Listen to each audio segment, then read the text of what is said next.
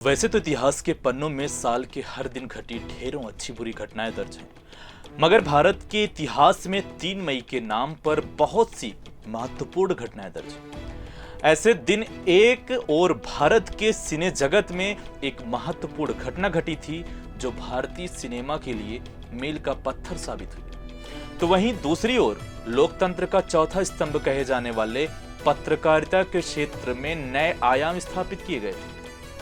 नमस्कार, प्रदेश तक की इस ऐतिहासिक कार्यक्रम इतिहास के पन्नों से मैं प्रशांत मणि त्रिपाठी आपका इस अनोखे कार्यक्रम में बहुत बहुत स्वागत है।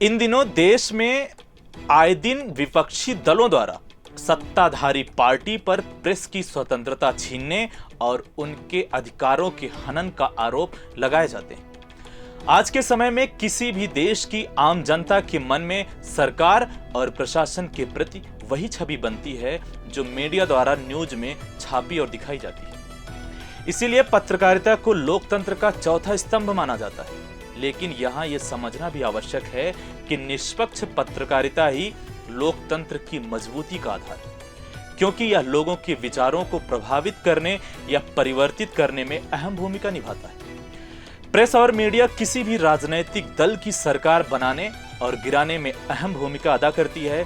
कहा जाता है कि जनता तक सच पहुंचाने के लिए प्रेस का स्वतंत्र होना बेहद आवश्यक है। इसीलिए हर साल 3 मई को अंतर्राष्ट्रीय पत्रकारिता स्वतंत्रता दिवस के रूप में मनाया जाता है।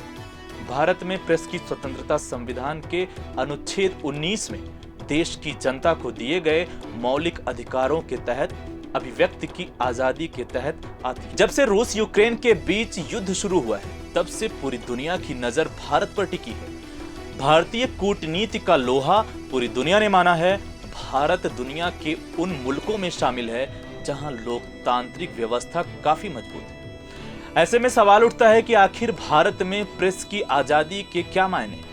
कई देशों में पत्रकारों और मीडिया कर्मियों को अपना दायित्व निभाते हुए प्रतिबंधों, उत्पीड़न, नजरबंदी और यहां तक कि मौत के खतरे का भी सामना करना पड़ता है। साल 1991 में यूनेस्को और संयुक्त राष्ट्र के जन सूचना विभाग ने मिलकर अंतर्राष्ट्रीय पत्रकारिता स्वतंत्रता दिवस मनाने का फैसला किया था और तब से लेकर अब तक हर साल 3 मई को यह दिवस मनाया जाता है।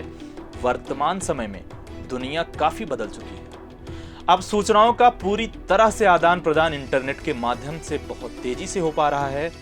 हालांकि इंटरनेट के जमाने में भी कई मुल्कों की व्यवस्था ने मीडिया पर ऐसी पाबंदियां लगा रखी हैं जिससे प्रेस की आजादी बाधित होती है, क्योंकि कई लोग सोशल मीडिया प्लेटफॉर्म्स का गलत इस्तेमाल करते हैं।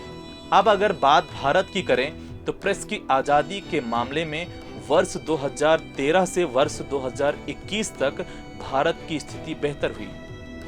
वर्ष 2013 में 180 देशों की सूची में भारत की रैंक 140वें स्थान पर थी। तो वहीं वर्ल्ड प्रेस फ्रीडम इंडेक्स 2021 की लिस्ट में भारत इस साल भी 180 देशों की सूची में 142वें नंबर पर रहा।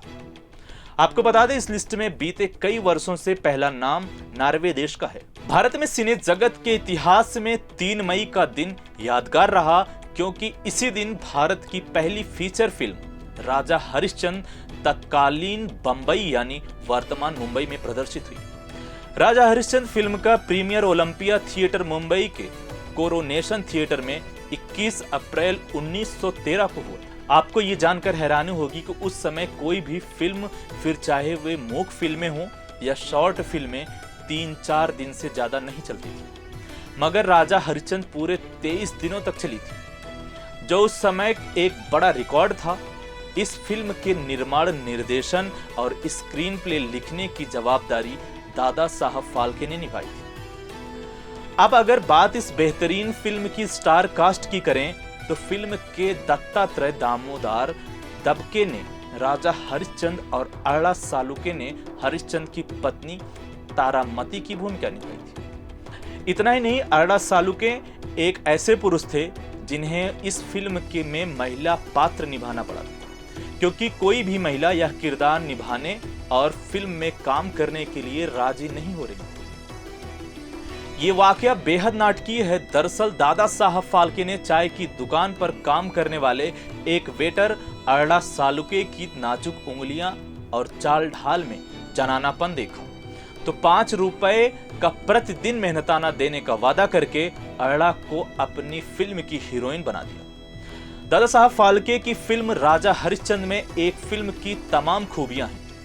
फिल्म का सेट है, आउटडोर लोकेशन है, कॉस्ट्यूम है और कलाकारों का अभिनय है। भारत के कुछ शहरों में प्रदर्शन के बाद इसे लंदन, कोलंबो और रंगून में भी दिखाया गया, जहां इस फिल्म ने खूब तारीफें बटोरी।